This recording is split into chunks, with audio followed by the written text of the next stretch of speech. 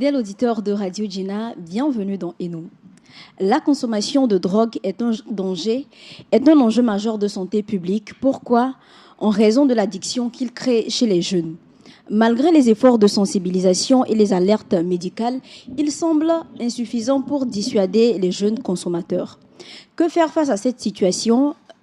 Tagba Piabalo, Paham Long, l'invité du jour, nous proposera des pistes de solutions. Meshak Nyaro au micro, cher invité, bonjour. Bonjour madame. Bienvenue à Radio Djina. Merci. Aujourd'hui, nous parlons des drogues, de la consommation chez la jeune génération. Avant de parler des pistes de solutions, dites-nous, c'est quoi la drogue? Et pour faire simple, je dirais que la drogue, toute substance addictive et anxiogène est considérée comme drogue. C'est-à-dire que les drogues, ce sont des substances que nous consommons et qui créent chez nous une dépendance vis-à-vis de la drogue et qui entraîne des comportements anormaux vis-à-vis de l'attitude idéale à adopter en société. Voilà, je peux dire que de façon ramassée, c'est ce que nous appelons les drogues. Et tel que défini, nous allons remarquer qu'il existe des drogues fortes et des drogues légères ou faibles. Bon, les drogues légères, vous savez, l'alcool, c'est une drogue. Ah oui. L'alcool, c'est une drogue. Et presque nous tous, nous en prenons. Mais c'est une drogue légère. Donc, l'alcool, c'est une drogue. Encore que ça dépend de la boisson que tu bois. Lorsque quelqu'un boit une bouteille de pils et quelqu'un boit un verre de surabi, ils n'ont pas la même quantité de drogue dans l'organisme. Alors donc, les drogues, on a l'alcool, on a même certains produits pharmaceutiques, d'ailleurs nous en parlerons, qui constituent des drogues.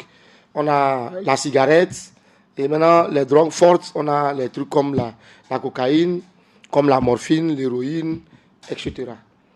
Parmi toutes celles que vous venez de citer, quelles sont les plus prisées par les jeunes? Je dirais que les plus prisées aujourd'hui par les jeunes sont celles qui leur tombent plus facilement entre les mains. D'accord. Et aujourd'hui, les drogues qui sont les plus accessibles aux jeunes sont les drogues de synthèse. Telles que l'ecstasy. C'est-à-dire que il y a ce que nous appelons les drogues classiques. Par exemple, quand on te parle du chanvre indien, c'est une drogue classique. Quand on te parle de la cocaïne, c'est une drogue classique qui est extraite d'une plante. Ça, ce sont les drogues qui étaient connues. Mais aujourd'hui, on assiste à l'apparition d'une nouvelle catégorie de drogues qu'on a du mal à maîtriser parce que ce ne sont pas des drogues, ce ne sont pas des substances biologiques naturelles, issues des plantes et autres comme avant. Mais ce sont des drogues de synthèse. Des synthèses chimiques, c'est-à-dire qu'on fait une fusion de certaines molécules pour donner une substance qui est une drogue. Est-ce que vous parlez d'un mélange de plusieurs autres drogues? Non, je parle de drogues de synthèse. Par exemple, quand on parle de l'ecstasy, l'ecstasy n'est pas issu d'une plante. Okay. Mais ce sont des molécules que les gens combinent en laboratoire pour donner une drogue qui a les mêmes effets que les drogues classiques, et même parfois plus. Voilà, donc ce sont des drogues aujourd'hui qu'on n'arrive pas à contrôler. Pourquoi? Parce que la cocaïne, par exemple, c'est une drogue à l'état pur. Quand on la voit, on la reconnaît. Si on veut la passer, on est obligé de la passer à l'état pur. Voilà, on la reconnaît. Mais les drogues de synthèse, on peut les passer sous n'importe quelle forme. Aujourd'hui, quand vous allez dans nos écoles, par exemple, vous entendez les enfants parler de pétiquet. À 80%, c'est une drogue. Parce que c'est une drogue de synthèse qu'on fabrique sous forme de bonbons de sucette et qu'ils prennent. Donc, quelqu'un qui n'est pas connaisseur ne va pas voir un enfant en train de consommer une sucette et être alerté. Vous voyez, donc, les trafiquants de drogue sont de plus en plus ingénieux, utilisent leur intelligence pour mieux faire passer les drogues. Et ce sont ces drogues-là qui sont les plus dangereuses aujourd'hui parce qu'elles agissent à une allure très vertigineuse. Pour quelqu'un qui prend peut-être du chanvre indien, qui va peut-être mettre 6 mois, je dis du n'importe quoi, 6 mois pour tomber dans une addiction. Un enfant qui prend une drogue de synthèse 2 fois est sous la même addiction, ne peut plus s'en passer. Est-ce que c'est à cause de la nature même de la drogue ou c'est en raison de son organisme qui n'est pas assez développé? Non, c'est à cause de la nature de la drogue parce que les trafiquants de drogue, les producteurs s'arrangent pour agir plus rapidement sur l'esprit des gens. Donc, aujourd'hui, ils arrivent à mesurer la dose. Parce que, je vous donne un exemple. Quand on dit qu'une substance est addictive, ça veut dire quoi? C'est qu'elle contient des éléments qui rendent notre cerveau dépendant. Ça rend notre cerveau dépendant de la chose. Lorsque vous prenez par exemple le chocolat, c'est une substance addictive. Parce que le chocolat contient une substance qui nous rend dépendants. Quand vous prenez l'habitude de consommer le chocolat, 1 jour, 2 jours, 5 jours, 6 jours d'affilée, le 7e jour, si vous ne consommez pas le chocolat, l'organisme réclame. D'une certaine façon. Ah oui, il réclame. Ce n'est pas une drogue. En fait, le chocolat n'est pas une drogue. Mais le chocolat contient le même principe actif que les drogues. C'est-à-dire une substance qui nous rend dépendants de la chose. Et les drogues comme la cocaïne et autres contiennent les mêmes substances. Alors, qu'est-ce que ces producteurs de drogue font? Ils arrivent à synthétiser ces substances-là. Et si avant, par prise de drogue, tu ne prenais que peut-être 1 milligramme, eux, ils s'arrangent pour que maintenant, dans une seule prise, que tu en aies pour 1 gramme. Ce qui fait que l'effet de dépendance est multiplié par 10. Et ça agit plus rapidement. Ça agit plus rapidement, ça te rend plus dépendant. L'effet est décuplé. Et donc, on crée une génération vraiment incontrôlable de jeunes dépendants. Est-ce qu'on pourrait dire que, au vu de l'explication que vous avez donnée, que c'est l'une des raisons qui explique la consommation de la drogue chez les jeunes? Mais bien sûr, c'est l'addiction. La plupart des jeunes consomment la drogue pour la première fois, parfois par imitation, parfois par ignorance, par effet de mode. Vous savez, aujourd'hui, quand il y a des soirées, il y a les semaines culturelles, machin, tout ça, vous voyez, dans toutes les écoles, les jeunes viennent avec la chicha. Ils se disent que c'est la mode. Ils se disent, j'aspire, je sors la fumée. Mais ils ne comprennent pas que lorsqu'ils aspirent, il y a une substance qui se fixe aux parois du larynx et qui passe dans le sang, qui va dans la glande hypophysaire et qui commence par donner des ordres. Vous êtes en train d'expliquer le système d'addiction. D'addiction, voilà. Vous pouvez revenir? Oui, dessus? Je dis, lorsque le jeune prend par exemple la chicha ou la cigarette, lui il se dit, j'ai aspiré la fumée, j'ai recraché. Mais il ne sait pas que dans la cigarette, il y a par exemple la nicotine. La nicotine, quand tu aspires, tu recraches la fumée, toute la nicotine ne sort pas. Il y a une partie de la nicotine qui se fixe sur les parois du larynx et donc qui passe dans le sang et qui migre vers la glande hypophysaire. Or, la glande hypophysaire fait partie des centres nerveux qui donnent des ordres à l'organisme. L'envie de pisser, l'envie de marcher, l'envie de faire ceci, c'est donné par nos centres nerveux, le cerveau, donc, ces substances-là migrent, s'installent là et commencent par donner des instructions. Et c'est ça l'addiction.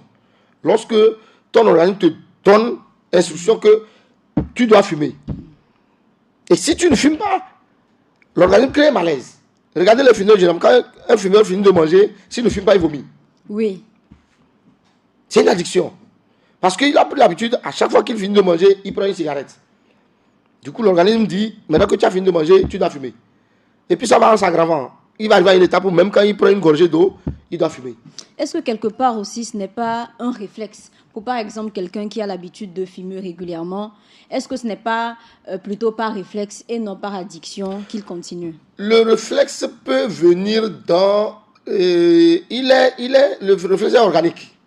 Quand vous voyez quelqu'un, un fumeur, même quand il n'est pas en train de fumer, ses doigts bougent. Ça, c'est un réflexe lié au fait qu'il a l'habitude de serrer la cigarette, de fumer, voilà.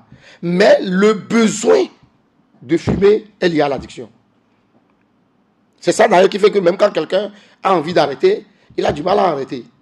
Sinon, si c'était juste le réflexe, on peut arrêter. Parce que la substance est déjà fixée dans le cerveau. Et donc, l'organisme exige.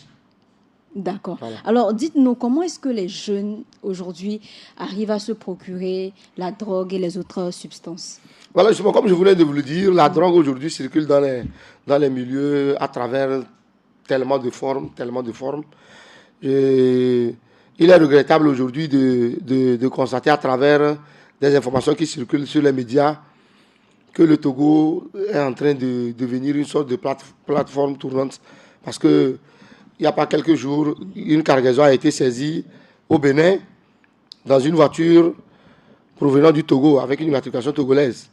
2 jours après, une autre cargaison est saisie au Gabon d'un bateau provenant du Togo. Ça veut dire que ça doit attirer notre attention. Donc, c'est dire que la drogue circule. Ce qui est sûr, elle circule. Les drogues classiques comme les drogues de synthèse circulent. Il y a un maillon par lequel les drogues circulent. Il y a des dealers dans presque tous les quartiers. Les jeunes arrivent à s'en procurer. Mais il y a aussi le fait que ça rentre dans des endroits où ça ne devrait pas rentrer. Oui. Tels que des écoles. Les écoles. Selon vous, est-ce que vous avez une idée de comment la drogue arrive à rentrer dans les établissements scolaires? Ça rentre par des dealers. Il y a des élèves qui sont des dealers. Il y a des élèves qui sont des dealers parce que le week-end, il a fumé avec ses frères. Et le lundi, il vient au lycée avec la drogue, peut-être pour fumer, pas forcément pour vendre. Mais lorsqu'il arrive à intéresser ses amis à la chose, il a trouvé un marché. Voilà, donc la drogue rentre, et elle rentre pour plusieurs raisons. Je suis désolé de le dire, mais il y a des jeunes qui font rentrer la drogue exprès parce qu'ils veulent rendre des filles incapables de contrôler leur esprit. Il y a des jeunes qui droguent les filles exprès pour pouvoir coucher avec elles. Donc la drogue rentre dans les écoles pour plusieurs raisons. Parlons toujours de la consommation de la drogue. Quelle est la tranche d'âge qui est concernée? Parlons de la population jeune. La tranche d'âge... Moi, je divise... Quand je parle de la tranche d'âge, je la divise en deux. Il y a celle qui est vraiment concernée, qui est constituée essentiellement des consommateurs presque assumés, mais qui ne m'inquiètent pas. Et il y a celle de une autre tranche d'âge constituée des consommateurs inconscients du danger et qui m'inquiète, c'est elle qui m'inquiète. Alors, quand vous prenez les jeunes, la tranche d'âge où on trouve plus de consommateurs, c'est entre 12 et 45 ans. 12? Ah oui. Ah oui, même moins. C'est tôt? Ah oui, même moins. C'est rare, mais il y en a. Assez précoce. Oui, à partir de 12 ans, nous avons des consommateurs jusqu'à 45 ans. Au-delà, ils sont aussi un peu plus rares parce que bon, la mort aussi faisant son effet. Voilà. Mais ceux qui ont au-delà de 30 ans ne m'inquiètent pas trop. Pas que je dis que c'est normal, non. Mais ils sont arrivés à une étape où ils sont devenus des consommateurs assumés. Et lorsque vous êtes en face d'un consommateur assumé, le seul moyen de lui faire décrocher, c'est qu'il en décide lui-même. Il en décide lui-même, il vient vers vous, il vous dit « je vais arrêter », il arrête. Mais les jeunes, surtout qui ont de 12, 13 à 20 ans, ce sont des consommateurs inconscients. Et aujourd'hui, leur nombre augmente à une vitesse inquiétante. S'il vous plaît, lorsque vous parlez de consommateurs inconscients, est-ce que vous voulez dire par là qu'ils ne savent pas qu'ils prennent les substances? Non, ils ne savent pas ce qu'ils font. Ils ne savent pas ce qu'ils font parce qu'ils le font par, je ne sais pas comment dire ça. Vous savez, je vous donne un exemple. De la même manière que il y a certaines réalités sociales qui sont parallèles. Souvent, quand je discute de ça, j'aime établir ce parallèle. Il est prouvé que plus de 80% des jeunes filles posent leur premier acte sexuel juste par curiosité. C'est exactement le même pourcentage chez les garçons vis-à-vis de la drogue. Plus de 80% des garçons qui prennent de la drogue font le premier pas par curiosité. Parce qu'ils ont vu des frères fumer, ils disent moi aussi je veux goûter. Voilà. Ou bien les frères lui ont dit, si tu prends ça, si tu prends tramadol, tu peux coucher avec une fille toute la nuit et puis tu ne sentiras pas de fatigue. C'est par curiosité. Donc ils n'ont pas conscience de la gravité. Certains tombent sous la drogue par ignorance, par contrainte. Ce sont les plus malheureux parce que aujourd'hui vous avez par exemple une catégorie dans laquelle il y a beaucoup de consommateurs de drogue assumés, ce sont les ouvriers. Les maçons, les menuisiers, etc. sur les chantiers. Ceux qui exercent des activités physiques. Ils consomment beaucoup de la drogue. Et lorsqu'ils recrutent des jeunes pour les aider, ils ont tendance à leur faire croire que si tu prends ce produit, ça va décupler ton énergie, tu vas travailler. Effectivement, eux, ça leur sert parce que lorsque les jeunes prennent, ils travaillent beaucoup plus. Mais derrière, après avoir fait le travail de ils sont cassés. Non seulement ils sont cassés, mais ils deviennent dépendants. Et même après, quand le jeune ne vient plus pour faire manœuvrage pendant les vacances, il va quand même commencer par l'appeler parce qu'il veut de la drogue. Vous voyez? Donc, il y a ceux qui consomment comme ça. Il y a ceux qu'on drogue vraiment par ignorance. Tel que je le dis, les jeunes filles, lors d'une soirée, d'une sortie en bar, on lui glisse quelques cristaux de drogue dans la boisson. Elle boit, elle ne se contrôle plus, etc. Tout ça. En général, ceux qui subissent ce genre de choses, si ce n'est pas continuel, ne deviennent pas dépendants. Mais ceux qui prennent par curiosité, ou bien ceux qu'on arrive à convaincre de prendre parce que ça va leur donner plus d'énergie et qui en prennent plusieurs fois d'affiliés, ils finissent par tomber sous l'addiction. Et c'est cette catégorie qui m'inquiète parce que c'est elle qui doit être sauvée. C'est elle qui n'est pas consciente des dangers. C'est surtout cette catégorie qui m'inquiète. Et malheureusement, c'est la catégorie qui se retrouve le plus dans les milieux scolaires. Parce que jusqu'à 20 ans, la plupart des jeunes aujourd'hui, ils sont à l'école ou à l'université. Voilà. Oui. Maintenant, est-ce que quelque part, ce n'est pas parce que certains établissements et certaines écoles sont implémentés dans des environnements, par exemple dans des ghettos ou dans des environnements où on consomme la drogue, qui fait que par ricochet, les élèves sont emmenés à fumer aussi, à prendre cette drogue? C'est un facteur, mais ce n'est pas le facteur dominant. C'est un facteur, mais ce n'est pas le facteur dominant. De toutes les façons, tous les milieux ont le droit d'avoir des écoles. On ne peut pas priver un milieu d'une école parce que c'est un milieu entre griffes dangereux ou je ne sais plus quoi. Donc, c'est un facteur. Effectivement, lorsque vous essayez de voir les statistiques, il y a des écoles dans lesquelles ça circule plus que dans d'autres écoles.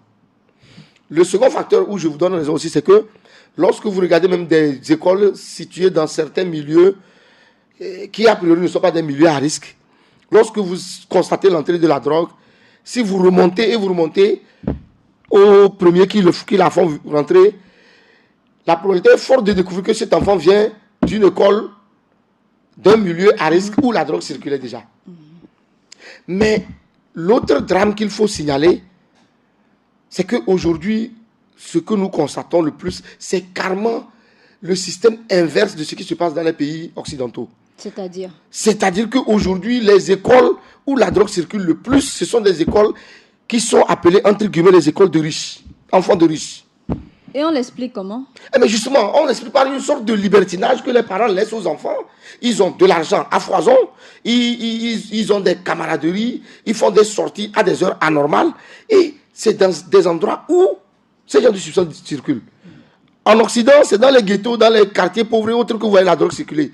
Ici, vous constatez que c'est dans des écoles de renom qui sont fréquentées par des enfants d'une classe sociale dite aisée, riche.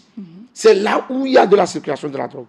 Et c'est d'autant plus inquiétant que ce sont des parents qui sont en général très réfractaires. Un enseignant ne peut pas oser parler à l'enfant parce qu'il a peur du parent. Vous n'allez pas voir l'enfant d'un directeur général ou d'un ministre en train d'avoir un comportement anormal, en train de prendre de la drogue et avoir la liberté d'agir sur lui de la même manière que si c'était l'enfant d'un enseignant ou d'un médecin. Je dis n'importe quoi. Oui. Mais cette idée-là, d'abord l'enseignant même qui intervient dans cette école est sous une pression parce qu'on exige de lui un certain niveau de résultat, de courtoisie, de bien se tenir et tout parce qu'on se dit, ce sont des enfants de grandes personnalités, etc. Tout ça crée une sorte de musulman. Est-ce qu'on peut parler dans ce cas d'un problème d'éducation? Oui, mais bien sûr, c'est un problème d'éducation. C'est un problème d'éducation parce que les parents, nous commettons l'erreur de penser que l'aisance financière doit être forcément accompagnée d'un certain relâchement dans la rigueur vis-à-vis des enfants. La rigueur d'un parent vis-à-vis d'un enfant n'est pas de la méchanceté. C'est de la discipline. Parce que jusqu'à un certain âge, l'enfant, il ne sait pas ce qu'il fait. Voilà. Et il est prouvé en psychologie que c'est plus facile pour un enfant de copier les mauvais comportements que les bons. Regardez autour de vous, vous allez voir. Les enfants qui ne commencent pas à parler, les premières choses qu'ils savent dire, c'est imbécile. Les insultes. Au Dominto, il y a Kamé. Et non. Parce que c'est ce qu'il entend. Il entend, ce qu'il entend de mal, il le copie plus rapidement. Il va falloir lui imposer à dire bonjour. Mais tu ne vas pas lui imposer à dire imbécile. Oui. Voyez. Donc, lorsque nous donnons trop de liberté à nos enfants, ils se déversent dans la société à un certain âge où ils n'ont pas encore la maturité intellectuelle de distinguer le bien du mal. ils ont beaucoup plus tendance à revenir chez nous avec des comportements négatifs que des comportements positifs. Voilà. D'accord. Alors, selon certaines études, beaucoup de jeunes de cette génération souffrent de la dépression. Est-ce que ce n'est pas une autre cause de la consommation de la drogue? Mais c'est clair. Et est-ce que la dépression est une cause? Moi, je crois que c'est une conséquence. Une conséquence? Oui, la dépression, c'est une conséquence. C'est l'une des conséquences de la consommation des substances. Et aujourd'hui, vous savez, il y a de nouvelles réalités qu'on est en train de se demander s'il ne faut pas classer parmi les drogues. Mais ce serait peut-être un peu extrême. Parce qu'on assiste au même phénomène d'addiction. Aujourd'hui, on assiste au même phénomène d'addiction vis-à-vis de certaines réalités qui créent des problèmes chez les jeunes. Je suis sûr que là où nous sommes ici, si après cette émission, on nous enferme là, pas nous deux quand même, et qu'on nous prive de nos portables, en moins d'une heure de temps, nous serons mal à l'aise. C'est vrai. C'est une addiction. Surtout même quand il y a les délestages. C'est une addiction. Oui. Il y a des gens qui ne peuvent pas passer 2 heures sans regarder leur portable. Au point où leur sommeil est saccagé. Parce que quand il dort, il se réveille un peu, il doit prendre le portable, regarder avant de s'endormir à nouveau. Oui, ça c'est une addiction. Aujourd'hui, on a des jeunes qui ont une addiction vis-à-vis des écrans de télévision. Et les parents, ça aussi c'est ce que je disais, les parents ont une part de responsabilité. Vous avez des enfants d'1 an, de 2 ans, à qui on laisse un portable, parce qu'on a téléchargé des dessins animés dans le portable, on laisse le portable de 6 heures jusqu'à midi, 13 heures. Parfois on demande à l'enfant de manger, il ne mange pas, il est concentré sur... Ça crée une addiction. Il faut limiter cette dépendance-là. Et malheureusement, ce genre de dépendance, lorsque elles sont poussées, le jour où on force à limiter, ça agit sur l'enfant. L'enfant, il devient dépressif. Et c'est là où il peut tomber dans le phénomène de la drogue, par exemple. Sinon, en réalité, la dépression est une conséquence de la consommation de la drogue ou de toute substance addictive. Quand un enfant a une addiction vis-à-vis d'un téléphone, la dernière fois, c'est où? C'est en Hollande, où un enfant a poignardé sa maman pour lui avoir arraché son portable. D'abord, il a tout détruit dans la maison. Et puis, il a attendu la maman qui est revenue du boulot. Il a poignardé pour lui avoir arraché son portable. Parce qu'il était devenu anorexique. Il ne mange plus, il ne sort plus de la chambre, il ne fait rien. Il est concentré sur son portable. Et la maman lui a arraché le portable. Il a tout détruit dans la maison. Et il a poignardé ça. Mais vous comprenez un peu jusqu'où ça peut aller. C'est un peu ça, en fait, le phénomène de l'addiction. Le cerveau est complètement accaparé par quelque chose et ne peut plus s'occuper des activités normales humaines que nous devons mener pour nous maintenir en bonne santé. Généralement, lorsqu'on parle des causes qui expliquent la consommation de la drogue chez les jeunes, on parle du libertinage, on parle de la curiosité, on parle de l'addiction, mais on n'aborde pas un point essentiel que j'aimerais relever, les conditions toxiques familiales qui emmènent, je parle notamment des problèmes de famille qui font que pour s'évader, certains enfants, certains jeunes sont emmenés à prendre de la drogue. Oui, je suis d'accord avec ça. Mais je mets un bémol parce que, en fait, ce n'est pas dans le but de s'évader qu'ils tombent dans la drogue. C'est parce que, en réalité, quand ils ont des problèmes familiaux, ils se créent une famille dans la rue, et c'est cette famille dans la rue qui les envoie dans la drogue. Parce que, vous savez, faites une étude sur les enfants de la rue. Ils sont très solidaires. Oui. Moi, la communauté la plus solidaire que je connaisse au monde, ce sont les drogués. Ce sont les enfants de rue. Les gens qui prennent la drogue, c'est la communauté la plus solidaire que vous puissiez connaître au monde. Je vous assure. C'est d'ailleurs pour ça que les maladies circulent facilement. Parce que lorsque vous arrivez dans un ghetto, si un seul a 1 gramme de drogue, ils sont capables de se partager ce seul gramme de drogue-là entre 10, 15, 20, 30, avec la même aiguille, avec la même seringue. Et donc, si l'un d'entre eux a le VIH, tous vont le prendre. Regardez les fumeurs de cigarettes. Ils sont capables de se partager le même bâton de cigarette entre 5, 6, 7 personnes. Parce que chacun sait ce que l'autre ressent lorsqu'il est en manque. Vous voyez, c'est le même phénomène chez les enfants de rue. Les enfants de rue, a priori, c'est des enfants qui sont privés d'une certaine chaleur familiale. Ils manquent d'affection. Et lorsqu'ils se retrouvent dans la rue, ils ont tendance à créer cette solidarité-là à développer une sorte d'affection paternelle pour compenser ce qui manque à chacun d'entre eux. Donc, ils deviennent très solidaires. Et lorsque l'un est dans un chemin négatif, tous tombent dedans. Parce qu'aucun d'entre eux n'est assez mature pour leur dire « Non, là où vous allez, ce n'est pas bon. » D'abord, s'ils le disent, ils ne vont pas le croire. Ils ne vont pas le croire. Donc, tous ont tendance à suivre le meneur qui va dans le mal. Et tous vont se retrouver dans le mal.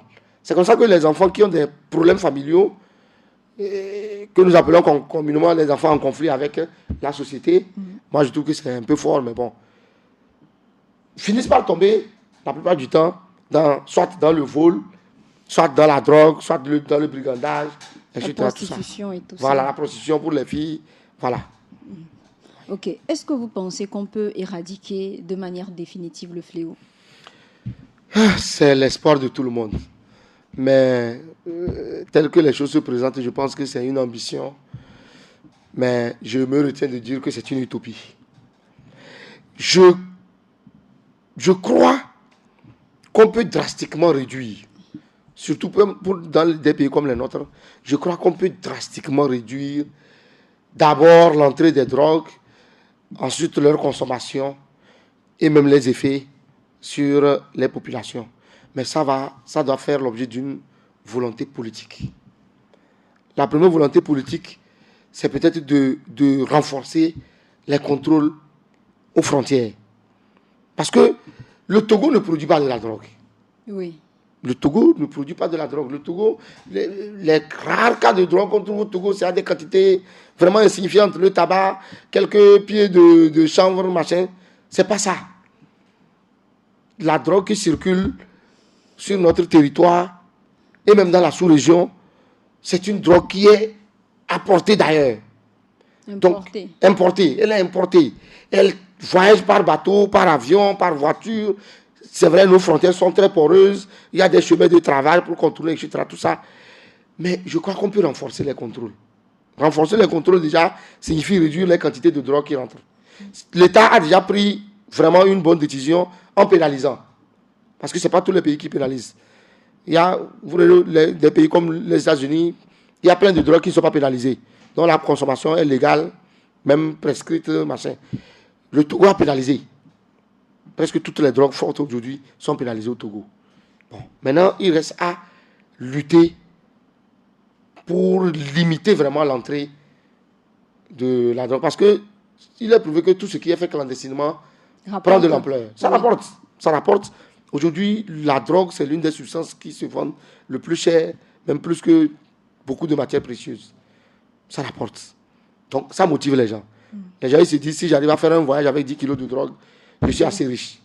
Je deviens millionnaire. Je deviens millionnaire. Malheureusement, une fois qu'il a goûté au premier million, il a envie d'en goûter encore. Et donc, ainsi de suite. Voilà. Donc, l'État peut agir. Les parents peuvent agir. D'abord en encadrant les enfants, en les écoutant, en communiquant avec eux, en les gardant à la maison, en encadrant leurs activités et en collaborant avec les établissements. C'est important. C'est important qu'il y ait une bonne collaboration entre les parents et les établissements. Parce que les enfants ont des personnalités doubles. Parfois, quand on t'appelle à l'école, on te dit ce que ton enfant fait, tu dis c'est pas lui. Et pourtant, c'est lui. Oui. Donc, il faut une collaboration pour que l'un des deux puisse très tôt constater un écart de comportement. Voilà. À l'intérieur du pays, ce que moi je déplore, c'est que les sanctions contre les petits dealers sont trop légères. Ça, franchement, c'est quelque chose que je déplore parce que il fut un temps où j'ai personnellement mené ce combat-là dans ma zone. Tu les identifies, tu renseignes, tu remontes l'information, tu informes. On vient, on les prend, ils font 2 jours de garde à vue et ils sont libérés. Est-ce que ce n'est pas peut-être parce qu'ils sont des mineurs, parce que les mineurs ne sont pas pénalement responsables? Non, la plupart des dealers ne sont pas mineurs. Hein? Non, la plupart des dealers dans les quartiers, c'est des adultes. C'est des adultes. Mais, vous savez, notre société est basée sur un système communautaire qui fait que lorsqu'on arrête le monsieur, même en flagrant délit, avec la drogue dans la main, La famille supplie. Le lendemain, c'est toute la famille qui atterrit. On vient dire, écoutez, monsieur le commissaire, il a une femme et 3 enfants. Si vous l'envoyez en prison, qui va en prendre soin? Quand ça ne marche pas, jusqu'au soir, c'est une autorité locale qui va appeler parce que le parent est ami ou beau ou gendre de tel. C'est une autorité qui va appeler le commissaire pour lui dire et on va informer qu'il y a tel jeune qui est chez vous. Bon, il faut regarder, voir comment vous pouvez régler ça. Je crois qu'il a compris, il ne va pas répéter. Donc le laxisme dans les sanctions. C'est parce que c'est ce maillon-là qui doit être rompu. Si ce maillon est rompu entre les importateurs et les consommateurs, les importateurs ne vont plus apporter. Parce que les importateurs ne distribuent pas. Oui. C'est de gros bonnets, c'est des gens vraiment bien posés, riches, qui font des trucs, mais qui ne vont jamais distribuer. Et qu'on arrive rarement à identifier. Maintenant, ce sont les distributeurs-là, les dealers-là. Les détaillants. Les détaillants-là. C'est eux qui sont directement en contact avec les consommateurs. Est-ce qu'il ne faudrait pas aussi, punir ou sanctionner les consommateurs pour dissuader les autres d'aller vers les dealers? Oui, c'est une possibilité. Mais quelle va être la sanction sur le consommateur? Le consommateur, c'est déjà un malade ambulant. C'est déjà un malade. Quelle va être la sanction sur lui? On va lui faire quoi? Peut-être c'est de l'envoyer en centre de désintoxication. Le Togo n'en a pas.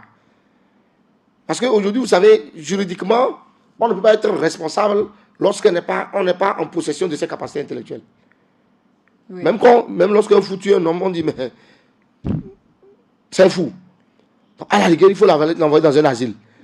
Ou l'envoyer dans un centre psychiatrique pour le prendre en charge, le guérir avant de pouvoir le juger. Donc les consommateurs, a priori, sont considérés comme d'abord, quand c'est des jeunes, comme tu le dis, mineurs, on ne peut même pas les sanctionner. Et puis quelles sanctions on va leur appliquer?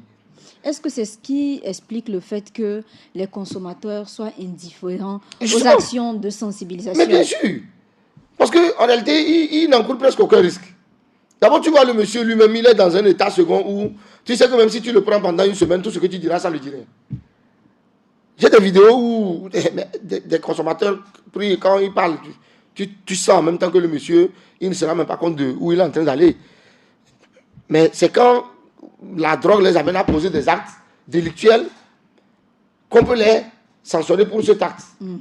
Moi, j'estime que si on met une sanction très forte, moi je me permets même de dire une sanction démesurée sur les distributeurs, on va résoudre plus de la moitié du problème de la drogue autour. Parce que lorsque quelqu'un comprend avec une drogue qu'il ne pouvait pas vendre à plus de 10 000 ou 15 000, se voit taper 5 ans de prison, oui, les autres vont arrêter. Ils vont chercher autre chose à faire. C'est là où il faut vraiment sanctionner. Parce que c'est eux qui sont en contact avec les consommateurs et c'est eux qui créent les nouveaux consommateurs. Parce qu'ils ont envie de couler leurs marchandises. C'est eux qui créent les nouveaux consommateurs. C'est eux qui disent, toi tu es dans telle école, non. Si tu vas là-bas, il faut proposer ça à tes amis. Comme ça, je vais te faire... un tel pourcentage. Voilà. Si tu vends 10 000, je vais te donner 1 000 francs dessus, etc. C'est eux qu'il faut sanctionner. Maintenant, si on resserre les taux au niveau des frontières, on saisit, comme ça se fait très régulièrement, on saisit des quantités, on crée la faillite auprès des importateurs et on sanctionne sévèrement les distributeurs, je crois que le phénomène va se réduire. Considérablement. Considérablement. Vous aviez tantôt parlé de l'accompagnement des actions des parents. Qu'est-ce que les parents peuvent faire dans cette situation? Vous savez, le parent, c'est celui qui est censé mieux connaître son enfant. Et dans le cas de beaucoup d'errements, et en particulier de la drogue, on a plus de chances de sauver le jeune lorsqu'il est décelé très tôt. Voilà. Et c'est ça le rôle des parents. Lorsque toi, le parent, tu constates un comportement anormal chez ton enfant, une montée de colère, de violence, de défiance, voilà. Il faut que ces genres de signes vous alertent. En général, on met ça parfois sous le coup de la puberté, mais attendez, tous les pubertaires ne sont pas des révoltés. Il suffit d'établir une bonne communication avec l'enfant et il va passer sans puberté, sans avoir besoin de mal te parler. Donc, première chose, c'est qu'il faut que nous établissions de bons contacts, de bonnes communications avec nos enfants. Et là, ça nous permet de les observer. Et lorsqu'il y a un comportement, même si l'enfant essaie de vous cacher ça, lorsqu'il y a un comportement anormal que vous percevez, vous pouvez par exemple demander au directeur de son école de beaucoup plus le suivre. Parce qu'en général, c'est souvent quand ils vont à l'école, ils sortent en récréation, qu'ils se retrouvent dans un bâtiment inachevé pour fumer. Dans les toilettes. Dans les toilettes, etc. Donc, si tu constates ça, tu dis au directeur, ah, bon garçon là, je voudrais que vous le surveillez un peu plus, voir lors de ses pauses, de ses récréations, qu'est-ce qu'il fait, quelle est sa compagnie. C'est des indices qui permettent en même temps de savoir que, ah. Mais lorsqu'on se dit, bon, l'enfant est parti, il est revenu. Et parfois, l'enfant revient, l'enfant peut faire 3, 4, 5 jours, il ne change pas 2 mois avec son père. Et papa part au boulot le matin, il revient tard la nuit, le lendemain il n'est pas encore réveillé, l'enfant est parti à l'école. Il faut créer des occasions, des opportunités d'échange, de discussion avec les enfants, de petites sorties avec eux, et leur prouver qu'on met une attention particulière sur leurs besoins. Voilà. Est-ce qu'il faut aller jusqu'à fouiller les chambres? Ça dépend du niveau où on est. Moi, je n'ai pas honte de le dire. Moi, par exemple, je fouille. Vous fouillez? Ah, mais moi, je fouille. Ok. Moi, je fouille. Jusqu'à un certain âge, je fouille. Moi, je fouille. Moi, j'ai déjà pris ma voiture ici. Je suis allé à Soutoubois. J'ai saisi le portable de mon garçon. Je l'ai fouillé. Il était au lycée scientifique. J'ai fouillé. Oui. Parce que l'enfant, il n'est pas conscient de ce qu'il fait. Mais depuis qu'il a 18 ans, je ne peux plus fouiller son portable. Il est majeur. Mais avant ça, je fouille. Je fouille et je crois même que c'est justement parce que je fouille que quand j'ai offert un portable à sa petite soeur, elle a refusé, elle a dit qu'elle ne veut pas de portable. C'est piégé. Oui. Donc, elle a refusé qu'elle ne veut pas de portable. Puis voilà. Oui. Donc, à certains moments, il faut fouiller. Lorsque vous constatez des comportements anormaux, vous êtes là, par exemple, l'école vous appelle pour se plaindre, ou bien un parent se plaint qu'on a constaté que votre enfant commet des larcins à l'école. Mais il faut fouiller, c'est ça pour voir ce qu'il a. Ça peut être le début d'une kleptomanie, il ramasse les effets de ses amis et tout ça. Oui, il faut fouiller pour s'assurer que tout ce qu'il a dans son sac, c'est vous qui le lui avez fait. Si vous trouvez des choses que vous lui avez mettez, ça vient d'où? Est-ce que à l'hôpital, à ce jour, il est possible de faire des analyses pour détecter la drogue dans le corps de... Oui, bien sûr. Il y a des tests pour détecter la présence de substances de drogue dans l'organisme. Donc ça peut être une autre solution. Oui. D'aller faire... Que moi je trouve quand même extrême. Parce que lorsque vous en arrivez à cette étape, c'est qu'il y a une chaîne, un moyen de la communication qui est rompu. Moi, j'estime qu'entre parents et enfants, lorsque vous appelez votre enfant, vous le mettez assis, vous lui demandez « Est-ce que tu as fait ça ?» L'enfant doit pouvoir vous dire oui. Si l'enfant en arrive vraiment à ne pas vous dire la vérité et que vous êtes obligé de passer à ce niveau-là pour vérifier, c'est que le test s'avère positif ou négatif, il y a quelque chose qui est rompu entre vous et l'enfant. Et ça, c'est pas normal. Et il faut reconsidérer. Il faut reconsidérer ça. D'accord, on vient de fermer la page de ce qu'il faut faire au niveau des parents. Et maintenant, dans les écoles, qu'est-ce qu'il faut faire pour filtrer l'entrée de la drogue? Ah, mais c'est la même chose. Les chefs d'établissement, aujourd'hui, vous voyez, le premier problème, c'est il y a un drame que nous constatons. Plus de 90% des établissements scolaires du Togo ne sont pas clôturés. 90%? Oui, regardez autour de vous. Même en pleine ville de Lomé. Et surtout, le phénomène de la naissance des écoles privées dans les zones périphériques. On fait un appartement de 3 classes, on a une école privée avec des clés, des paillotes, machin, tout ça. C'est déjà un cadre favorable à l'entrée. Ces écoles sont exactement à l'image du pays, comme je le disais. Quand les frontières sont poreuses, ça facilite l'entrée. De la même manière, lorsqu'un établissement n'est pas clôturé, ça facilite l'entrée. Voilà. Un dealer qui a quitté l'école depuis 10 ans peut se mettre en kaki et venir rentrer dans l'établissement. En 5 minutes, il a le temps de passer la drogue à un enfant et de ressortir comme si de rien n'était. Vous voyez. Donc, ça, c'est déjà un problème. Maintenant, le second problème, c'est qu'il faut renforcer les contrôles. Il faut contrôler les enfants. Il faut contrôler les enfants. Parce que lorsqu'il n'y a pas un contrôle, lorsque la surveillance n'est pas rigoureuse, les parents nous confient les enfants en nous faisant confiance que l'école va relayer ma place pour donner l'éducation que je n'arrive pas à donner. Malheureusement, le parent, peut-être, il n'a que 3 ou 4 enfants. L'enseignant se retrouve avec 20, 30 enfants. Ça devient plus compliqué pour lui. L'encadrement devient difficile. Mais c'est quand même son travail. Il faut contrôler. Il faut les observer, les surveiller. Vous savez, moi j'ai enseigné. Moi, j'ai enseigné pendant pratiquement 12 ans.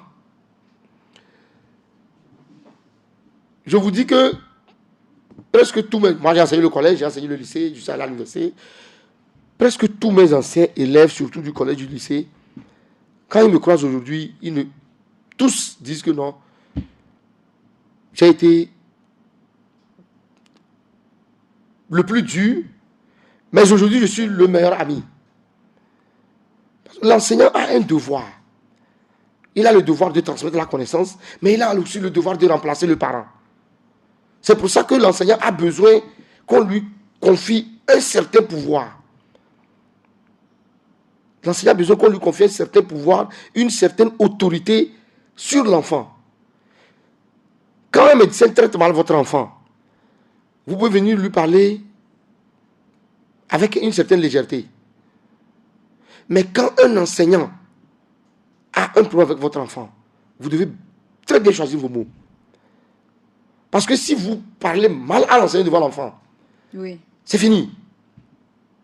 Vous détruisez l'autorité de l'enseignant et désormais, les enfants, ils exploitent ces genres de failles-là. Désormais, dès qu'il y a un petit problème, il va dire, attends, je vais aller dire ça à mon papa, tu vas voir.